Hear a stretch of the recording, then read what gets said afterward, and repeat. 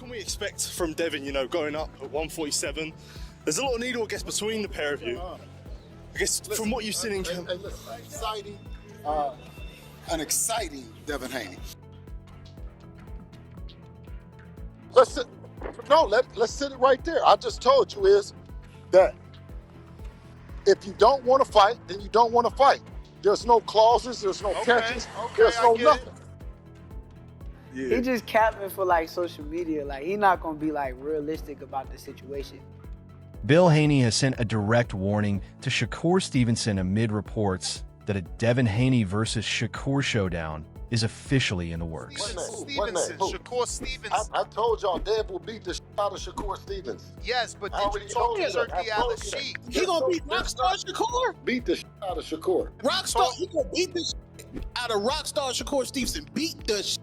Shakur is no different than everybody else. They're all really good. Devin is special. He has the style, he has the confidence, he has the ability to navigate his own career in a way that he's able to fight all of them, and he fares a great chance against all of them. That's something that's special. That's something that's rare. That's Devin Haney. Speaking with confidence, Haney made it clear that Shakur will be stepping in against elite speed, sharp defense, and proven championship experience, promising there will be no shortcuts and that any weakness will be exposed under the bright lights on fight night with the world watching. I want your thoughts on Shakur saying he not fighting Dev unless he got a rehydration clause. Shakur, man, honestly, you know what I mean? Because, you know, I can pop it on channels and like that and do that, you know what I mean? And we can have fun with it.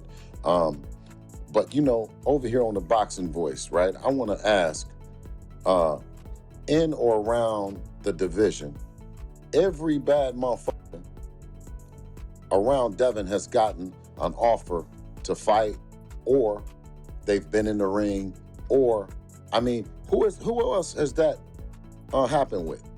All the fights that the people want to see Devin fight, the person that got either a contract or Devin and got in the ring with him. Can we say that about anybody else? The long-anticipated showdown between Shakur Stevenson and Devin Haney has evolved into one of boxing's most discussed potential super fights, with a history of call-outs, negotiations, and near misses stretching back for years. Was that ever something that you wanted to consider though? Like, also, because I think people say this narrative was like, yo, if you know you could beat him, just fight him. Yeah, but why would I fight this nigga for the least money that I could get when it's like, okay, cool, let's go through the WBC, because that's what I did. Yeah. That they trying to ignore. Right. They gonna ignore that whole part. I said, WBC, y'all do y'all job, enforce the fight, and we gonna do it that way. They gave him the deadline to figure out was he gonna fight me or fight Regis. That man decided to move up. Yeah. But I really made the WBC do their job. That's what it really came down to. And whatever finish that they was gonna offer, that's what it was gonna be at the end of the day. So if they would have came back and said 75-25, would you I would have had no choice. I just tried to go around the bullshit that was presented, because that's bullshit. Like, I'm a 2-division world champ. I unified at 130 in one of the biggest fights at 130 pounds. Like, if we're gonna be realistic about it. Shakur Stevenson has made it clear that if a fight takes place at 147 pounds, it would include firm rehydration clauses to ensure both fighters stay within agreed limits after the official weigh-in. Want me to come to 147, I'm coming in with rehydration clauses. I don't even do that. Yeah. But why am I going up to these guys' weight classes if I'm not planning on going there? So any of y'all want to fight me at 147? Yeah, rehydration. 10 pounds. 10-pound rehydration. Like the IBF rule, basically. You got to understand, that means on fight night, when we get in the ring, they're going to be 157, maybe 158. Max. No bigger than 160 that night. Right. I'm cool with that. So if we could get it like, all right, like the IBF rule, 10-pound rehydration. Yes, but think about it. If there's no rehydration clause, these guys gonna get it up to 170 pounds. Yeah, 175. I'm in the 140s on fight night. Yeah. So if I'm 140, they 170. Bro, I'm not, what am I in here wrestling around with these? Right. Come on. Bill Haney has taken a strong stance against rehydration clauses, making it clear that Devin Haney will not agree to any post-weigh-in weight restrictions. That position could become a major sticking point in negotiations if Shakur Stevenson insists on including one in the contract. On the list, is that a fight you guys are seeking, or are you leaving it alone since he's saying that it would require Devin to get a rehydration clause? Is that something you're willing to get on a phone and discuss how many pounds exactly? Well, when you're speaking about Debo, you might hear a whole lot of that's inconsistent with things that you say about normal fighters. When you talk about a generational talent like Dev, you would expect those that are elite to look to have, to be on a level playing field. What you weigh is what you weigh, and how you get down the next day is, it's what it's all about, and that's what that Bill Haney has made it clear that he has no interest in negotiating any catch weight terms for a potential Devin Haney fight. His stance aligns with his long-standing refusal to accept rehydration clauses or additional weight restrictions, believing such stipulations would unfairly limit Devin's natural size and strength advantages. Do a catch weight, which is what he wants to put on. Not a catch weight, but a rehydration, which is what he said it would require in order for him to fight Devin. No, what he said was that he doesn't do any negotiation. He has a management team that does it, and let's just stay and keep it right there. Everything that he's saying, he's not going to 100% stand on it, because he says he doesn't negotiate against himself and refers back to his team.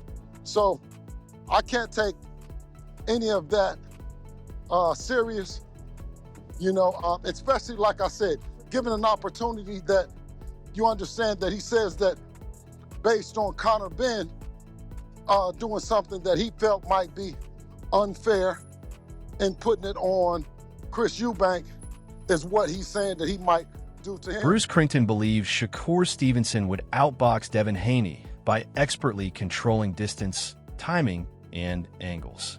According to Crington, Stevenson's superior footwork, defense, and ring IQ would neutralize Haney's jab, minimize exchanges, and transform the bout into a strategic, technical chess match. Who would you favor at 147 between him and Devin? Shakur? That's a tough fight.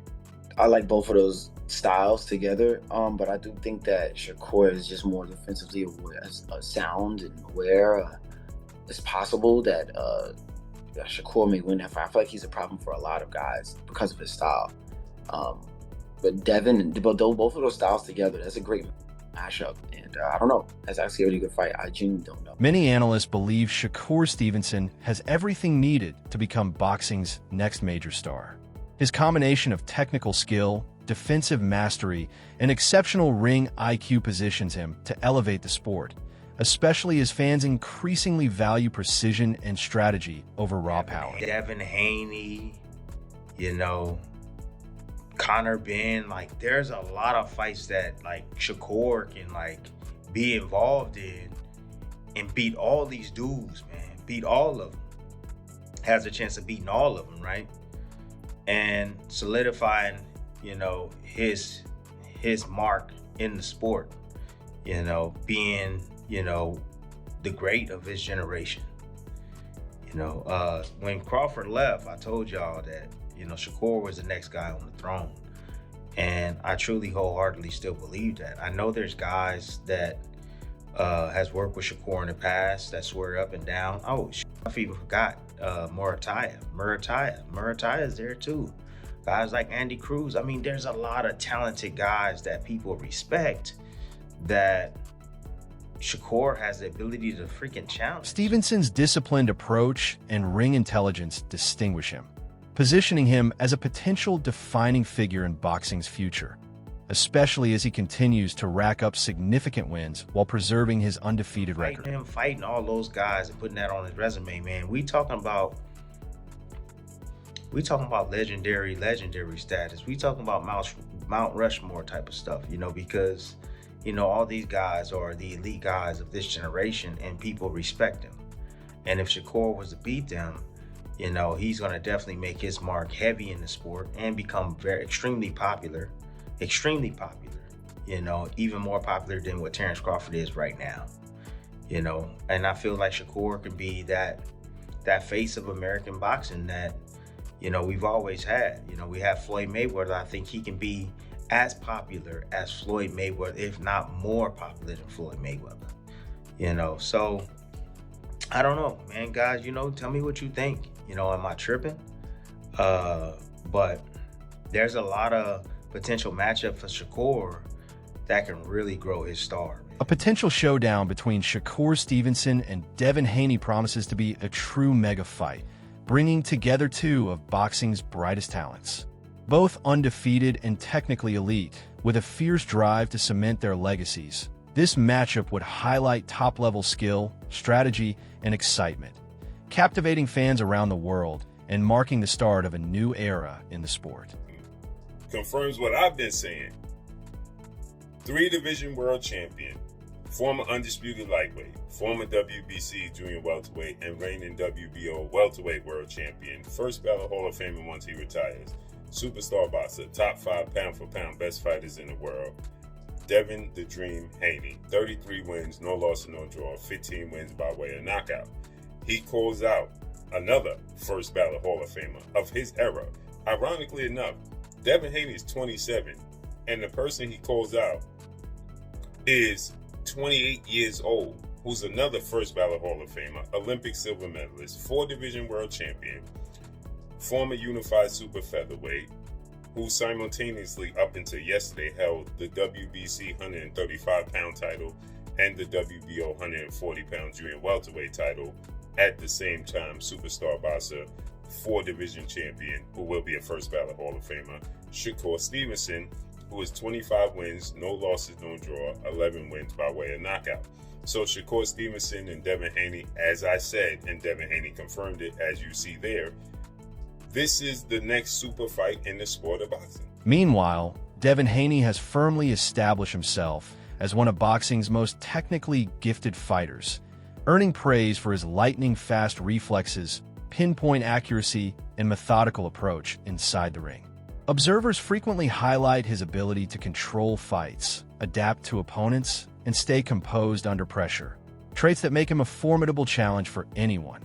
Analysts like Bernie have pointed out that Haney's blend of speed, strategy, and discipline makes him a genuine test for even the most decorated champions. When compared to Shakur Stevenson, the potential matchup becomes even more significant. Both fighters possess elite-level skill, sharp boxing IQ, and a relentless drive to cement their legacies. A fight between them wouldn't just be a showcase of talent.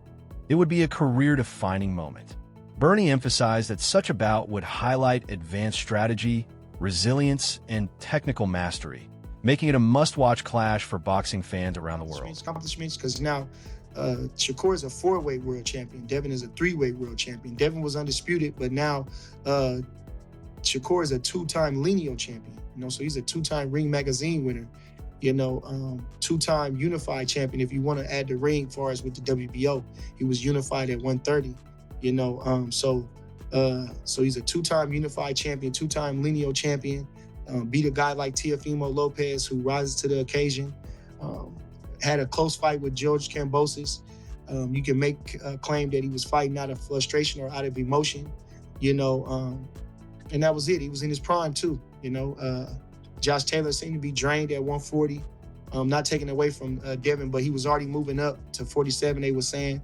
You know, Lomachenko was a little older and smaller.